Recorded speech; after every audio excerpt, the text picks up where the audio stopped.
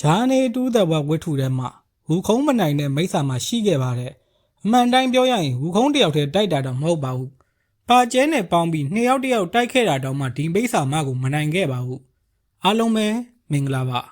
The Great Site Library ကနေကြိုဆိုလိုက်ပါတယ်ဒီနေ့မှာတော့ဝူခုံးမနိုင်တဲ့မိစ္ဆာမအကြောင်းကိုတင်ဆက်ပေးသွားမှာပဲဖြစ်ပါတယ်ကဲစလိုက်ကြရအောင်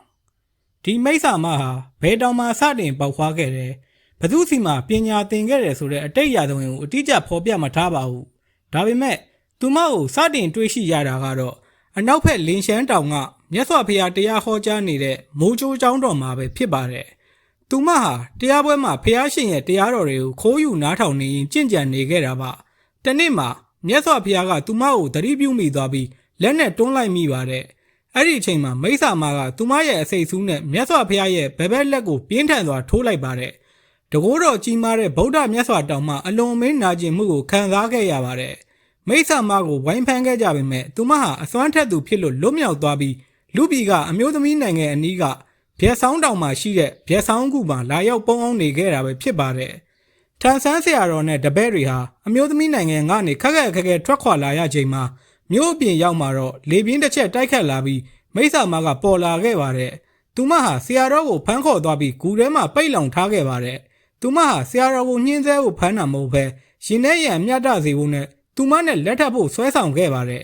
ဆရာတော်နီလန်းပေါင်းစုံနဲ့မြူဆွဲချော့မော့ခဲ့ပေမဲ့ဆရာတော်ကတော့တရားနဲ့ပဲအနိုင်ယူပြီးသူမကိုလုံးဝဖတ်မလုပ်ခဲ့ပါဘူးဆရာတော်ပျောက်သွားတာကြောင့်ဝူခုံးနဲ့ပါကျဲတို့ဟာဘျက်ဆောင်တောင်ကိုလိုက်လာခဲ့ပြီးမိစ္ဆာမနဲ့တိုက်ခိုက်ခဲ့ပါတယ်မိစ္ဆာမဟာတန်လှန်တလက်ကိုကင်ပြီးပြန်လဲတိုက်ခိုက်ခဲ့ပါတယ်ဝူခုံးနဲ့ပါကျဲနှစ်ယောက်ပေါင်းပြီးတိုက်ခိုက်ခဲ့တာတောင်မှမိစ္ဆာမကိုအနိုင်မယူနိုင်ခဲ့ကြပါဘူးဝူခုံးကရွှေတုပ်ပါကျဲကကိုးကွာထုံချင်းနဲ့မိစ္ဆာမကိုဝိုင်းဝန်းတိုက်ခိုက်ခဲ့ကြပါတယ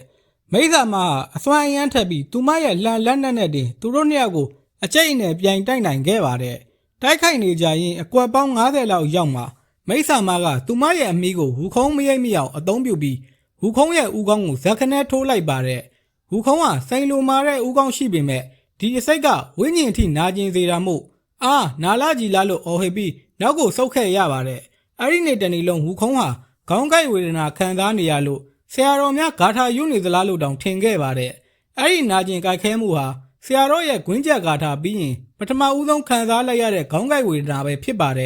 ်နောက်တစ်နေ့မှာတော့ဝူခုံးကအနာသက်သာလာလို့ပြန်လာတိုက်ခိုက်ခဲ့ပါတယ်ဒီတစ်ခါမှာမိစ္ဆာမကအကွက်ပြောင်းပြီးပါကျဲရဲ့နှာခေါင်းကိုထိုးလိုက်ပြန်ပါတယ်ပါကျဲခမနှာခေါင်းကြီးရောင်ကိုင်းပြီးလဲကျသွားခဲ့ရပါတယ်ဝူခုံးနဲ့ပါကျဲတို့ဟာဒီမိစ္ဆာမကိုအနိုင်မတိုက်နိုင်ပဲတကယ်ကိုလက်လျှော့ရမယ့်အခြေအနေကိုရောက်သွားခဲ့ပါတယ်ဝူခုံးတို့ညီကိုတွေစိတ်ပြက်နေတော့မှကွယ်ရင်မဲတော်ရောက်လာခဲ့ပါတယ်ဝူခုံးကအကူညီတောင်းတဲ့အခါမှာတော့မဲတော်ကအခုလိုထူးထူးခြားခြားဝင်ခဲစကားပြောခဲ့ပါတယ်ဒီမိစ္ဆာမရဲ့အစိတ်ဆူးဟာမြင်းသက်အစိတ်ဆူးလို့ခေါ်တဲ့သူမဟာမြတ်စွာဘုရားကိုတောင်နာကျင်အောင်လုပ်နိုင်ခဲ့တာငါကိုယ်တိုင်တောင်မှသူမအနာကိုကပ်ပြီးနှိမ်နှင်းမှုမဖြစ်နိုင်ဘူးသူမကိုနိုင်မဲ့သူဆိုလို့ကောင်းကင်ဘုံကကြက်ဖနာမင်းပဲရှိတယ်လို့ဆိုခဲ့ပါတယ်မဲတော်ရဲ့စကားကြောင့်ဝူခုံးဟာအန်အော်သွားပြီးချက်ချင်းမဲ့ကောင်းကင်ဘုံကိုတက်ခါနမင်းကြီးကိုသွားပင့်ခဲ့ပါတယ်ကျက်ဖနမင်းဟာဝူခုံးနဲ့အတူဗျက်ဆောင်တောင်ကိုဆင်းလာခဲ့ပါတယ်ပြီးတော့သူဟာပါကျဲရဲ့ဖူးရောင်နေတဲ့နှခမ်းကိုလက်နဲ့ဖိပြီးကုသပေးလိုက်ပါတယ်ဝူခုံးကလည်းခေါင်းကိုက်ဝေဒနာအနှဲငယ်ကြံသေးတဲ့အတွက်သူ့ရဲ့ခေါင်းကိုလည်းကုသပေးဖို့တောင်းဆိုခဲ့ပါတယ်နှစ်ယောက်စလုံးကိုကုသပေးပြီးတာနဲ့ကျက်ဖနမင်းကြီးဟာမိစ္ဆာမကိုဂူပင်ကိုမြားခေါ်လာဖို့ပြောခဲ့ပါတယ်ဝူခုံးနဲ့ပါကျဲဟာလည်းမိစ္ဆာမကိုတိုက်ခိုက်ရန်ဆောင်ကဂူပင်ကိုမြားခေါ်လာခဲ့ပါတယ်ဂူပင်ကိုရောက်တဲ့အခါမှာတော့ကျက်ဖနမင်းကြီးဟာလူသွင်ကနေအမောက်နှစ်ဖက်ပါတဲ့6ပေခန့်မြင့်တဲ့ကြီးမားတဲ့ကျက်ဖကြီးအသွင်ကိုပြောင်းလဲလိုက်ပါတယ်ကျက်ဖကြီးကပထမအကြိမ်တုံလိုက်တဲ့အခါမိစ္ဆာမဟာတုံလောက်ခြောက်ချသွားပြီးသူမရဲ့အစွမ်းတွေပျောက်ကွယ်သွားခဲ့ခါသူမဟာလူသွင်ကနေမူလရုပ်သွင်ဖြစ်တဲ့ဘဲဆောင်ရွယ်လောက်ရှိတဲ့ကင်းမီကောက်ကြီးဖြစ်ပြန်လဲပြောင်းသွားခဲ့ပါတယ်ကျက်ဖကြီးကဒုတိယအကြိမ်ထပ်ပြီးတုံလိုက်တဲ့အခါမှာတော့ကင်းမီကောက်မိစ္ဆာမဟာထိတ်လန့်တုံရီသွားပြီးနေရာမှာတင်အသက်ပြောက်ပြီးတိတ်ဆုံးသွားခဲ့ပါတယ်ပါကျဲဟာသူနှာခေါင်းကိုအထိုးခံရတာကိုနာကြည့်လွန်းလို့တင်နေတဲ့ကင်းမီကောက်အလောင်းကြီးကိုသူ့ရဲ့ထုံချင်းနဲ့ရစရာမရှိအောင်ထုချေဖျက်ဆီးဖြစ်ပါတယ်အဲ့ဒီနောက်မှာတော့သူတို့ဟာဂူထဲကိုဝင်သွားပြီးဆရာတော်ကိုကယ်ထုတ်ခါခီးဆက်ခဲ့ကြပါတော့တယ်ဒီဇလန်းဟာဝူခုံးဝိထုထဲမှာထူးခြားဆုံးအခန်းတစ်ခန်းမှာကွယ်ရင်မဲတော်တောင်အနားမကက်ရဲတဲ့မိစ္ဆာဟာတဘာဝတရားရဲ့နိယာမအရ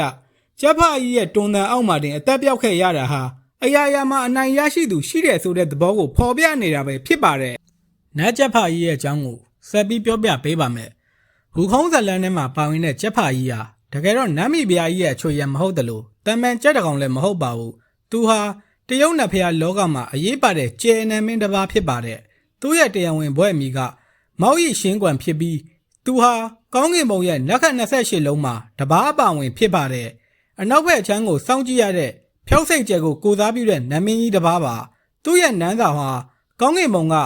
ကွင်မင်းနန်းတော်မှာတည်ရှိပါတယ်သူ့ရဲ့တွန်တန်ဟာတမန်တွန်တန်မဟုတ်ဘဲတကိုးအချိန်ဝါပါပါတယ်အထူးသဖြင့်အစိတ်ရှိတဲ့သရဝါတွေကင်းမီကောက်ကင်းချင်များကနေအသွင်ပြောင်းထားတဲ့မိစ္ဆာတွေအတွက်တော့သူ့ရဲ့တွန်တန်ဟာအသေးလဲကြောက်ရတဲ့လက်နက်တစ်ခုပါပဲ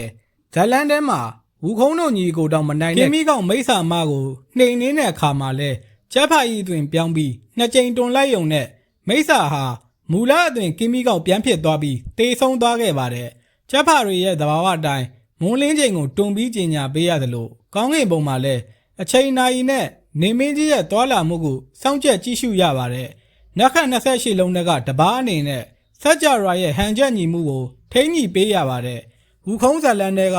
မျက်လုံးတစ်ထောင်မိစ္ဆာကိုနှိမ်နှင်းခဲ့တဲ့ဖီလန်ဖော်ဆိုတဲ့မယ်တော်ကြီးသို့မဟုတ်ဘောဒီတတ္တဟာဒီကျက်ဖာကြီးရဲ့မိခင်ပဲဖြစ်ပါတယ်ဒါကြောင့်ဒီမိသားစုဟာအစိတ်ရှိတဲ့မိစ္ဆာတွေကိုနှိမ်နှင်းတဲ့နေရာမှာအထူးကျွမ်းကျင်ဆုံးလို့ဆိုရမှာပါတရုတ်ရိုးရာယူဆအရအစိမ်၅ပါးလို့ခေါ်တဲ့ကင်းမီကောက်မွေကင်းချင်မြဖပြုံးတဲ့လိတ်ပင်းကူတို့ကိုနှိမ်နှင်းနိုင်တဲ့သဘာဝရန်သူဟာကြက်ပဲဖြစ်ပါတယ်ဒါကြောင့်ဝူခုံးကားထဲမှာအစိတ်ပြင်းတဲ့မိစ္ဆာတွေနဲ့တွေ့ရင်ဒီကျက်ဖာကြီးကိုအမြဲတမ်းအားကိုးကြရတာပဲဖြစ်ပါတယ်သူ့ကိုကောင်းကင်ဘုံမှာနေမင်းရန်တန်တမန်လို့လဲတင်စားကြပါတယ်နေမင်းကြီးထွက်မလာခင်သူကအရင်တွန်ပြီးအချက်ပေးရတဲ့အရာရှိကြီးလို့ယူဆကြပါတယ်ဟူခုံးတောင်မနိုင်တဲ့မိစ္ဆာမအကြောင်းကတော့ဒီလောက်ပါပဲဗီဒီယိုလေးကိုကြိုက်နှစ်သက်တယ်ဆိုရင် like and subscribe လေးလုပ်ဖို့မမေ့ပါနဲ့အောင်ခင်ဗျကျေးဇူးထူးတင်ရှိပါတယ်